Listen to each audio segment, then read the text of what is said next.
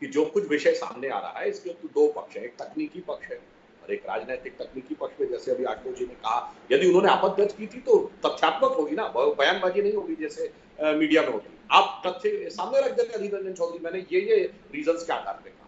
अब जहां तक राजनीतिक पक्ष की बात है तो कांग्रेस पार्टी तो सदैव अंतर्विरोधों से ग्रस्त रही है।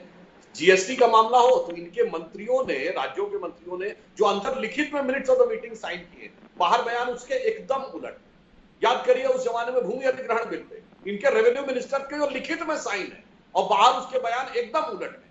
कोई भी मुद्दा हो, याद करिए अभी राम जन्मभूमि का मुद्दा था तो एक तरफ राजीव गांधी जी ने बनवाया था, एक तरफ इनके वकील बाबरी के वकील थे। सरकार के प्रभाव की बात इनको क्यों नजर आ रही है? जो छाती ठोक के अभी कह रहे थे राम मंदिर के मुद्दे पे कि सरकार ने कोर्ट से निर्णय कराया था, उनकी नजरें ऐसी होंगी, उनको हर चीज सरकार का प्रभाव नजर आ रही होगी। संसदीय व्यवस्था के अंतर्गत जैसे कमेटियां बनती है उसमें सभी दलों के प्रतिनिधि होते हैं, सबको अपनी बात कहने का पूर्ण हक होता है, परंतु इनको, जिसको न्यायालय भी सरकार के प्रभाव का नजर आता हो, उसको हर चीज सरकार के प्रभाव में नजर आ रही है। इसमें कौन सी समस्या की बात है? तो ये इनकी दृष्टि का दोष है। मैं पुनः बात कर रहा हूं, प्रश्न पूछने पर कोई आपत्ति नहीं है, केवल और केवल इस समय की जो परिस्थिति। चलिए आपने 4 घंटे कहा था, 4 घंटे में कितने प्रश्न पूछे जाते हैं? मैक्सिमम 25-30, तो 750 में 25-30 उससे आपको संतुष्टि है? जबकि मैं कह रहा हूं हर एक सांसद जो चाहे लिख के पूछ सकता है। सुधांशु जी, सांसद प्रश्न तो चिट्ठी लिख के, एक सेकंड सुधांशु जी, लिख के तो प्रश्न उस समय भी पूछ सकता है सांसद जब कोई संसद का सत्र ना चल रहा।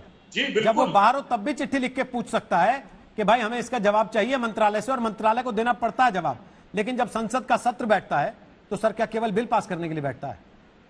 हाँ, अब आपने जो बात, अच्छी बात कही, जब बिल पास होता है तो क्या बहस नहीं होती है क्या? दोनों तरफ के लोगों को मौका नहीं मिलता है क्या? और उस उत्तर के समय में प्रश्न ही पूछे जाते हैं क्या?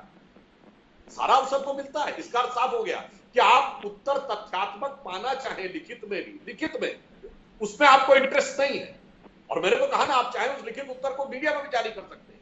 आपको सिर्फ वहां पर इस समय की विशेष परिस्थिति में सुगम संचालन की बजाय आपका जो भी राजनीतिक मंतव्य हो, मैं कोई आरोप नहीं लगा रहा हूं, उसमें आपका इंटरेस्ट ज्यादा नजर आ रहा है, बजाय इस अत्यंत आपातकालीन अपरिहार्य परिस्थिति में राष्ट्रहित के विषयों के ऊपर बिल पास करवाने में। उसमें जो बोलना हो आप बोलिए, पूर्ण स्वतंत्रता रहती है और लाइव टेलीकास्ट होता है, पूरा देश देखता है उसको कि किसने क्या बोला। अभय दुबे बोलिए, फिर आशुतोष जी आपके पास। बोलिए अभय दुबे। देखिए सुधांशु जी, आप एक विद्वान प्रवक्ता हैं, मगर शायद उतना संसदीय अनुभव नहीं, इसलिए बार बार कह रहे हैं कि लिखित प्रश्न कर सकते हैं। ये वही तो प्रावधान था आपको, जो 15 दिन पहले ही लिखकर देना होते हैं प्रश्न, और 20 प्रश्नों को चिन्हित किया जाता है जिसका उस 1 घंटे में जवाब देते हैं मौखिक रूप से, और अनस्टार्टेड के लिखित में जवाब दिए जाते हैं। इससे कोई अलग प्रक्रिया नहीं थी। मैं तो इस बात को दुर्भाग्यपूर्ण तरीके से देखता हूं कि आप अपनी नाकामी पर पर्दा डालने के लिए प्रतिपक्ष की आलोचना करते हैं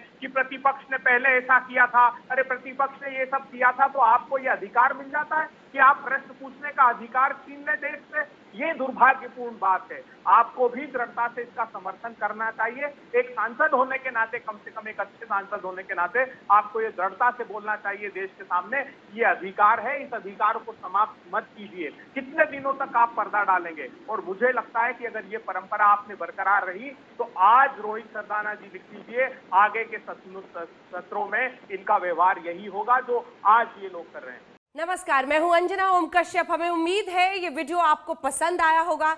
लेटेस्ट खबरों के लिए यूं ही देखते रहिए आज तक, और इस वीडियो के पसंद आने पर लाइक, शेयर एंड सब्सक्राइब करना ना भूलें।